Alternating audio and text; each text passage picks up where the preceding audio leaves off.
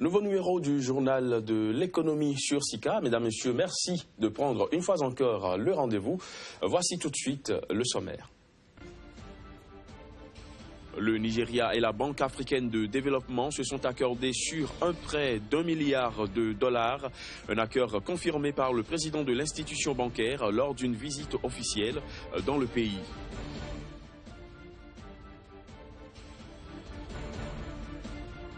En Égypte, les autorités veulent attirer 10 milliards de dollars d'investissements directs étrangers l'année prochaine afin de restaurer des infrastructures routières et énergétiques vieillissantes et relancer l'économie du pays.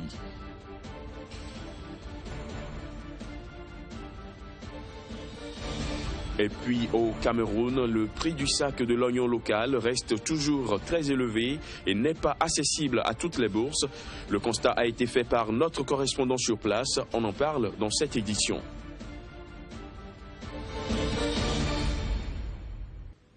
Voilà pour les titres. Bienvenue à tous. Le Nigeria et la Banque africaine de développement viennent de s'accorder pour un prêt d'un montant de 1 milliard de dollars. L'annonce a été faite par Akinwumi Adesina, le président de l'institution bancaire, lors d'une visite officielle qu'il effectue au Nigeria. Voici les détails.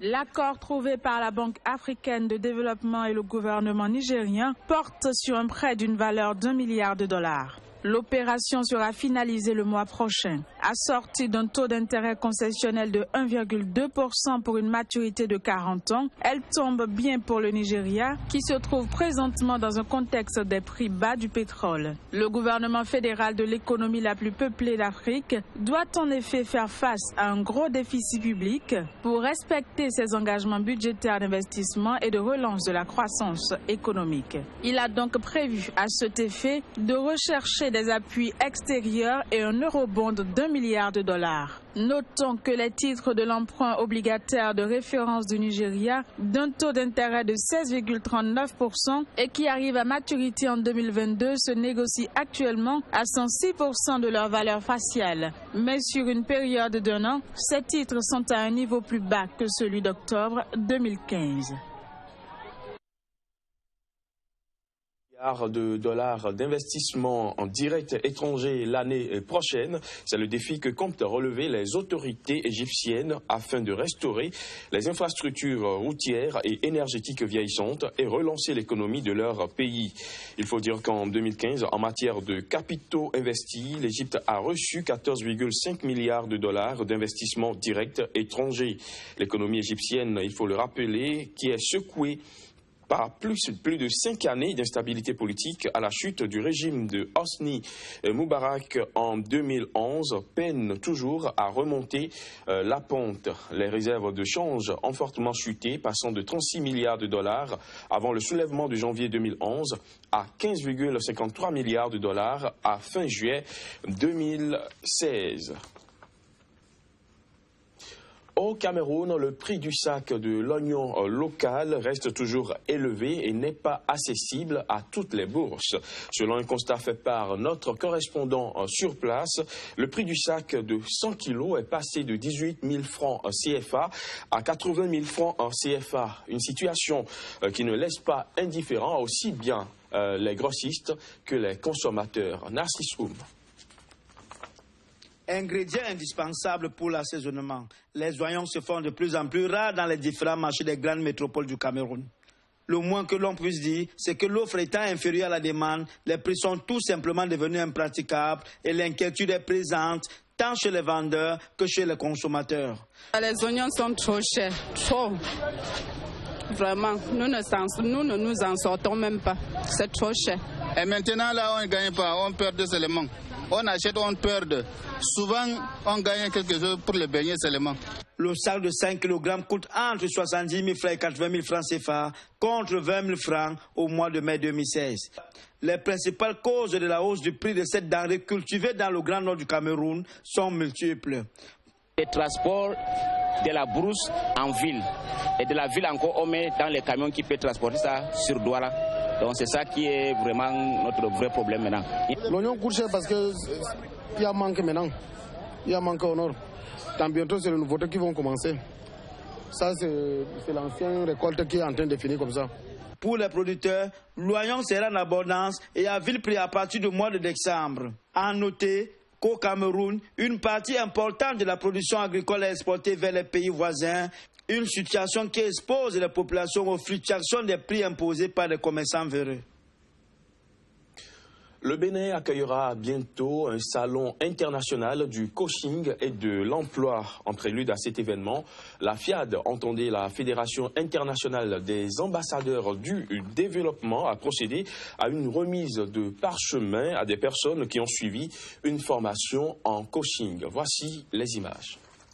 Sous le thème « Ça suffit », Cotonou, capitale économique du Bénin, accueille du 21 au 26 novembre prochain le Salon international du coaching et de l'emploi. Une initiative de la Fédération internationale des ambassadeurs du développement qui œuvre depuis plus de 2 décennies pour, entre autres, former la jeunesse du continent à la culture de l'emploi et de l'entrepreneuriat sans financement. Les jeunes ont des connaissances livresques, mais il faut les préparer pour aller sur le marché de l'emploi. Il faut faire un coaching de passage à l'action pour permettre aux jeunes de commencer par poser des actes anodins, mais qui leur redonnent confiance en lui-même. C'est ce que nous allons faire pendant tous les 2 mois qui vont précéder le salon, afin que le jeune vienne au salon maintenant avec des connaissances qu'on va lui donner, avec des aptitudes qu'on va lui donner, pour qu'il ait des chances d'avoir de l'emploi. Vous savez, le combat de l'emploi peut et va être gagné. Et c'est seulement en faisant du coaching de passage à l'action. Venus du Mali, du Togo et aussi du Bénin, des hommes et femmes de tout rang et secteurs d'activité ont reçu une formation diplômante en coaching à Cotonou. En réalité, je viens de faire un grand pas dans ma vie. C'est l'une des plus meilleures formations que je viens de suivre.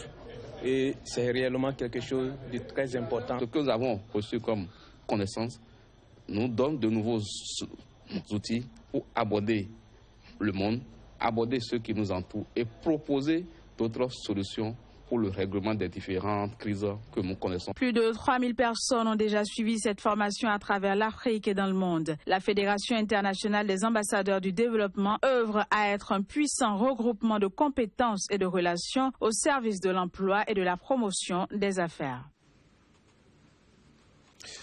Nous sommes mardi et c'est la journée bourse sur le journal de l'économie sur SICA. Le mardi dernier, il était question des droits d'un actionnaire, plus précisément du droit préférentiel de souscription.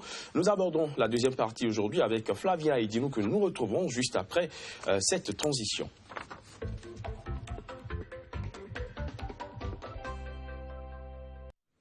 Flavia Idinou, un plaisir chaque fois renouvelé quand je vous retrouve sur ce plateau du journal de l'économie. Je l'annonçais tantôt, vous avez parlé mardi dernier des droits d'un actionnaire, plus précisément des droits préférentiels de souscription. Un petit rappel avant d'aller plus loin dans le sujet d'aujourd'hui. Alors d'abord, nous allons partir de celui qu'on appelle un actionnaire, un thème que nous entendons tous les jours, mais dont nous ne maîtrisons pas souvent les tenants et les aboutissants. Donc on va dire que l'actionnaire est une personne physique ou morale qui, en investissant son capital dans une entreprise, en détient une part et donc de ce fait contribue à la gestion donc de l'entreprise et puis acquiert de ce fait un droit de regard et parfois même un droit de décision et peut de ce point de vue-là percevoir des dividendes. Alors on va dire tout simplement de façon très simple que l'actionnaire est quelqu'un qui détient donc une personne physique ou morale qui détient les parts dans une entreprise.